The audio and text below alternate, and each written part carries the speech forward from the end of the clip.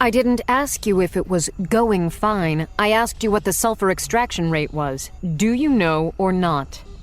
With each day, Heris's unease about the yacht's basic fabric and systems had grown. Getting answers from the crew had turned out to be harder than she expected. The moles looked at one another. Well, pretty much, Captain. It's below nom at the moment, but it usually runs that way because the dauber wants a sulfurage sludge for his veggie plots. It took Heris a moment to translate CivTech slang and decide this meant Lady Cecilia's gardener wanted more sulfur in the first-pass sludge. In the meantime, they still had not answered as she thought they should. Below nom is not what I'm looking for. What precisely is the number you have for sulfur clearance? Again, the sidelong look from one mole to another. It's, 0.3.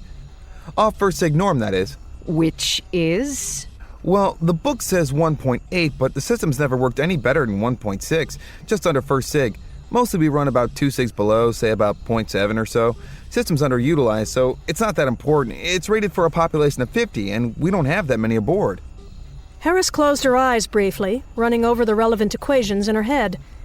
Sulfur clearance was only one of the major cycles, but critical to the ship's welfare because errors could not only make people sick, but degrade many ship components as well. Delicate comm equipment didn't like active sulfur radicals in the ship's atmosphere.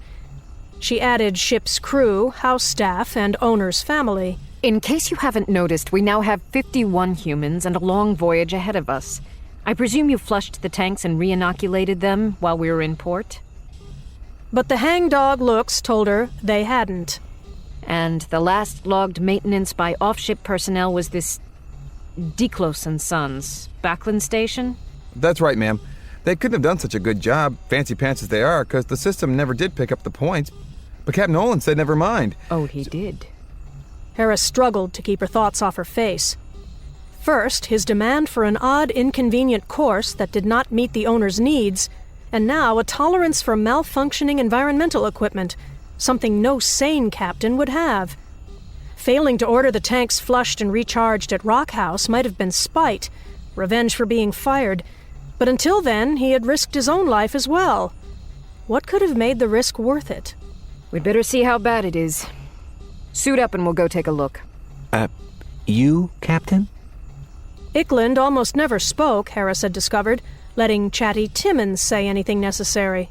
But now he looked worried. Heris let her brows rise. It had worked on other ships. It should work here. Did you think I wouldn't want to check for myself? Well, it's not that, Captain. Only these things can smell pretty bad. Pretty bad was an entirely inadequate description of a malfunctioning sulfur loop, and Heris was sure more than the sulfur scrubbers were in trouble. Once the pH had gone sour, many of the enzymes in other loops worked erratically as the chemistry fluctuated. That's why we'll be suited. 5 minutes in the number 4 access bay. Complete suits? They're awfully hot. You prefer to risk the consequences? With a system you know is malfunctioning? It just stinks. Heris glared at him. All right, Captain. Suits. Damn lot of nonsense. Can't be enough reaction in that loop to give us more than a headache at worst. Quickly, Heris gave Gavin his orders for the next hour, which compartments to seal, which backup crew to have ready, suited in case of trouble, then into her own suit, the cost of which had come from the advance on her contract, and which she never begrudged. Whatever else on this gilded cesspool of a yacht did or did not work as designed, her own personal self-contained suit would, or her family would enjoy the large sum which Xenix guaranteed if any of its suits failed. She wasn't worried. Only twice in the past 50 years had Xenix had to pay out. For an instant, she thought something had gone wrong on the bridge, but then she realized what it must be. One of those fools hadn't waited for her. Captain! What is it? I'm at E7 right now. Ahead of her, a gray contamination barrier flapped down from the overhead, its central access closed. Computer says dangerous chemical, sulfur something, and the motion sensor said someone was there but isn't moving. But they're in suits. Heris mentally cursed civilians in general and the ship's former captain in particular. Get those backups down here. Make sure they have their helmets locked on. I'm going in. Despite her faith in Xenix's legendary suits, she shivered a moment. The gas in there was deadlier than many military weapons, but so familiar throughout human history that people just did not respect it. She wriggled through the access iris, which lengthened into a tube and sealed itself behind her.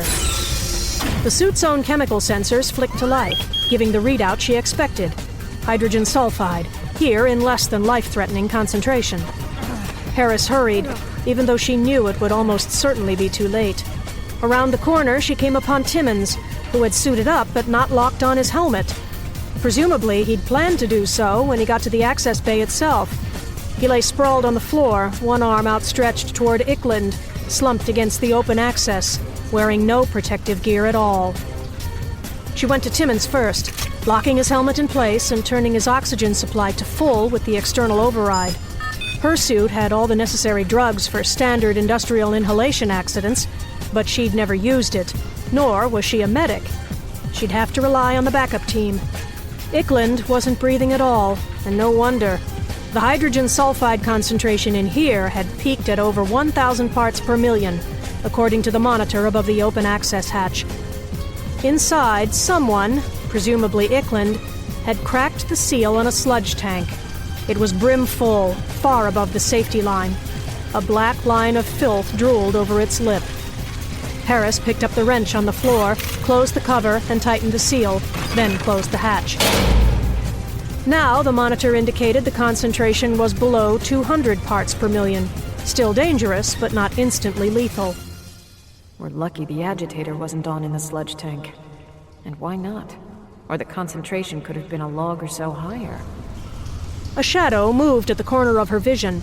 The backup team, that would be the number 2 engineering officer and the off-shift senior mole, came around the corner and stopped. Even through their helmets, their eyes showed wide and staring. Come on. Get Timmons to the med box. He might have a chance. It seemed to her they moved too slowly, but they did wrestle Timmons back up the corridor toward the contamination barrier. Bridge. Ickland's dead. Hydrogen sulfide. Apparently he opened the sludge tank without any protective gear. We have 3 problems here.